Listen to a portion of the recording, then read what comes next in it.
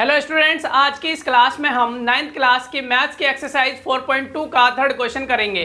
तो चलिए इसे स्टार्ट करते हैं। और एक और चीज मैं बता दूं आपको, ये न्यू सिलेबस 2025-26 का जो है उसके हिसाब से है। तीसरा क्वेश्चन है हमारा, check which of the following are solutions of the equation x - 2y = 4। कह रहा है ये जो नीचे यहाँ पर ऑप्शंस दे रखे हैं, यहाँ पर जो पार्ट दे रखे हैं इस क्वेश्चन के, कौन कौन सा इस इक्वेशन के सॉल्यूशन है ये हमें बताना है। यही बोला ना, चेक, हमें चेक करना है which of the following are solutions, इनमें से कौन सा सॉल्यूशंस हैं किसके, इस इक्वेशन के। तो हम क्या करेंगे, हमें सबसे पहला वाला देख लेते हैं। तो हमें क्या करना है, यहाँ पर देखो ये 0,4 0,2 पहले के पार्ट का यहाँ पर ये दे रखे हैं। तो ये जो 0 पहले लिखा हुआ है ये होती है हमारी x की वैल्यू। हमेशा ध्यान रखना, जब भी हम निर्देशांक लिखते हैं, कोऑर्डिनेट ज्योमेट्री होती है, तो उसमें हम क्या लिखते हैं, जब ग्राफ बनाते हैं x एक्सिस और y एक्सिस बनता है, तो हम जो निर्देशांक यानी कोऑर्डिनेट्स लिखते हैं वो क्या लिखते हैं, पहले x वाला लिखते हैं फिर y वाला। तो यहाँ पर भी जो दे रखा है ये हमारा x वाला वैल्यू होगी और ये हमारी y वाली वैल्यू होगी। तो हम यहाँ क्या लिखेंगे, 0,2 मीन्स, यानी 0,2 का मतलब है क्या, x = 0 एंड y = 2। तो x की वैल्यू 0 है, y की वैल्यू 2 है। अब इन x और y की वैल्यू को हम कहाँ रख देंगे, इस इक्वेशन में। और इक्वेशन हमने यहाँ लिख ली है, तो हमने लिखा देयरफॉर x, ये इक्वेशन लिख दी, उसके बाद x की जगह पे x की वैल्यू रख दी और y की जगह पे y की वैल्यू रख दी। अब इनको मल्टीप्लाई किया तो -4, ये 0 तो हट गया, -4 इधर आ गया 4। अब हम देख सकते हैं -4 और 4 तो है इक्वल नहीं है। अब जब इक्वल नहीं है तो हम यहाँ ये वाला साइन लगा देंगे इस तरीके से, यानी -4 इज नॉट इक्वल टू 4। इसका मतलब क्या है, ये इसके इक्वल नहीं है। अब जब ये दोनों इक्वल नहीं आ रहे हैं, जब हम ऐसे इक्वेशन में x और y की वैल्यू रखने पर जब इक्वल ना है, LHS = RHS ना हो, तो हम क्या कहेंगे, वो जो हमें जो सॉल्यूशन दे रखा है वो उसका सॉल्यूशन नहीं है। यानी जो हमें जो कोऑर्डिनेट्स दे रखे हैं, निर्देशांक दे रखे हैं, ये इसका सॉल्यूशन नहीं है।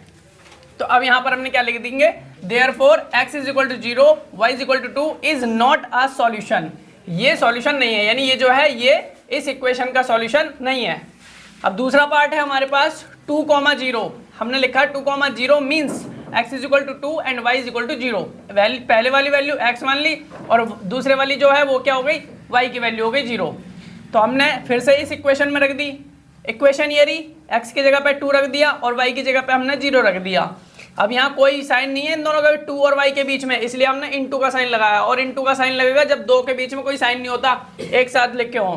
तो यहाँ पर इनटू का साइन लगा है, तो पहले हम क्या करेंगे, मल्टीप्लाई करेंगे। ऐसा नहीं, इन दोनों को माइनस प्लस कर देंगे। वी बोर्ड मास के फॉर्मूले के हिसाब से हमेशा क्वेश्चंस को सॉल्व करते हैं। तो वी बोर्ड मास का फॉर्मूला कहता है पहले हमें इसको मल्टीप्लाई करना है, और जब इसको इससे मल्टीप्लाई करेंगे तो ये 0 हो जाएगा, बचेगा क्या, सिर्फ 2। और इधर क्या बचा, 4। 2 और 4 जो हमारा हम देख सकते हैं यहाँ पर इक्वल है नहीं। लेफ्ट हैंड साइड की वैल्यू है 2, राइट हैंड साइड की वैल्यू है 4, तो एक दूसरे के बराबर नहीं है। तो हमने लिख दिया 2 is not equal to 4। Therefore 2,0 is not a solution. इसलिए ये भी इसका सॉल्यूशन नहीं है, इस इक्वेशन का सॉल्यूशन नहीं है।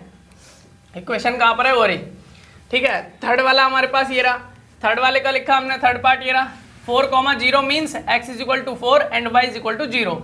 ये x की वैल्यू, ये y की वैल्यू, इसको भी हम इस इक्वेशन में रख देंगे। तो x की जगह पे 4 और y की जगह पे 0 रख दिया। इसको मल्टीप्लाई किया, ये तो खत्म हो गया, 0 हो गया, 4 बचा, इधर भी 4 बचा। अब आप देख सकते हो LHS = RHS है, लेफ्ट हैंड साइड की वैल्यू राइट हैंड साइड की वैल्यू के बराबर है। तो हम यहाँ कह सकते हैं देयरफॉर 4,0 इज अ सॉल्यूशन। ये एक सॉल्यूशन है इस इक्वेशन का। फोर्थ पार्ट है हमारा √2, 4√2 मीन्स x = √2 एंड y = 4√2। ये x की वैल्यू हो गई, ये पूरी y की वैल्यू हो गई। तो हमने इस इक्वेशन में इसको पुट किया, तो यहाँ पर हमने ये लिखा x की जगह पे √2 -2 इंटू में 4√2 y की जगह पे, और फिर 4 आ गया।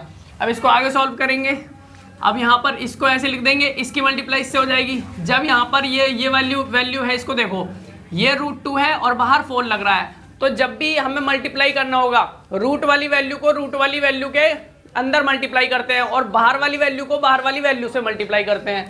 तो माइनस का 2 है और यहाँ पर 4√2 है, तो ऐसा नहीं है 2 की मल्टीप्लाई 2 से होगी, नहीं, वो रूट वाला है, ये बिना रूट वाला है, तो इसकी बिना रूट वाले के साथ होगी। तो 4 और 2 की मल्टीप्लाई हो जाएगी, माइनस का 8 आ गया और √2 अंदर ऐसी रहा।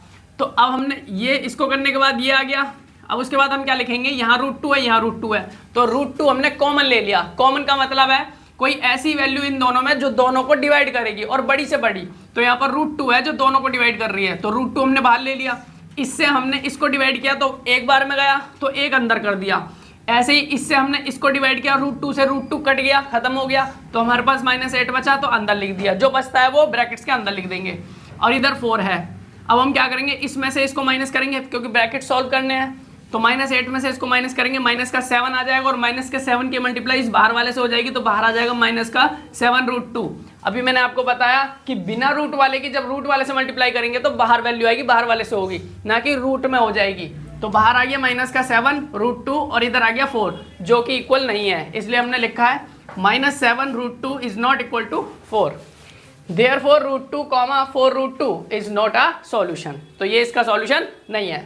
अब हमारा लास्ट पार्ट है इस क्वेश्चन का। 1, 1 means x is equal to 1 and y is equal to 1।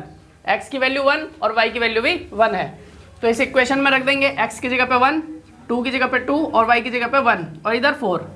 तो इसकी मल्टीप्लाई पहले इससे होगी तो -2। अब इसमें से इसको माइनस करूंगा, बड़ी वैल्यू में से छोटी को माइनस करते हैं, तो -2 में से इसको माइनस कर दूंगा 1 को, तो -1 बचेगा। और इधर 4 है जो कि एक दूसरे के इक्वल नहीं है, तो यहाँ पर हम लिख देंगे therefore 1, 1 is not a solution.